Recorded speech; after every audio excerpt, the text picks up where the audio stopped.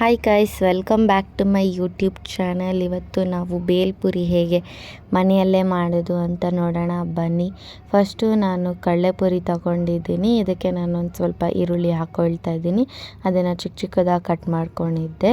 ಒಂದು ಅರ್ಧ ಸೌತೆಕಾಯಿ ಕಟ್ ಮಾಡಿ ಹಾಕ್ಕೊಂಡಿದ್ದೀನಿ. ಕ್ಯಾರೆಟ್ ತುರಿದು ಹಾಕ್ಕೊಂಡಿದ್ದೀನಿ. ಒಂದು ಅರ್ಧ ಟೊಮ್ಯಾಟೊ ಕಟ್ ಮಾಡ್ಕೊಂಡು ಹಾಕ್ಕೊಂಡೆ. ಮತ್ತು ಒಂದು ಸ್ವಲ್ಪ ಕೊತ್ತಂಬರಿ ಸೊಪ್ಪು, ಒಂದು ಸ್ವಲ್ಪ ಉಪ್ಪು, ಒಂದು ಸ್ವಲ್ಪ ಚಿಲ್ಲಿ ಪೌಡರ್ ಹಾಕ್ಕೊಳ್ತಾ ಇದ್ದೀನಿ. ಒಂದು ಸ್ವಲ್ಪ ಗರಂ ಮಸಾಲ ಮತ್ತು ಒಂದು ಸ್ವಲ್ಪ ಮಿಕ್ಸರ್ ಹಾಕ್ಕೊಳ್ತಾ ಇದ್ದೀನಿ. ಅದು ಸೇವ್ ಮಿಕ್ಸರ್ ಅಂತ ಬರುತ್ತೆ, ಅದನ್ನು ಹಾಕ್ಕೊಂಡಿದ್ದೀನಿ. ನೋಡಿ, ಇದಿಷ್ಟೇ ಆಯಿತು. ತುಂಬ ಬೇಗ ಕೂಡ ರೆಡಿ ಆಗುತ್ತೆ. ನಿಮಗೆ ಈ ಬೇಲ್ಪುರಿ ರೆಸಿಪಿ ಇಷ್ಟ ಆಗಿದ್ದರೆ ಲೈಕ್ ಮಾಡಿ, ಶೇರ್ ಮಾಡಿ, ಹಾಗೆ ಸಬ್ಸ್ಕ್ರೈಬ್ ಮಾಡೋದನ್ನು ಮರಿಬೇಡಿ. Thank you for watching.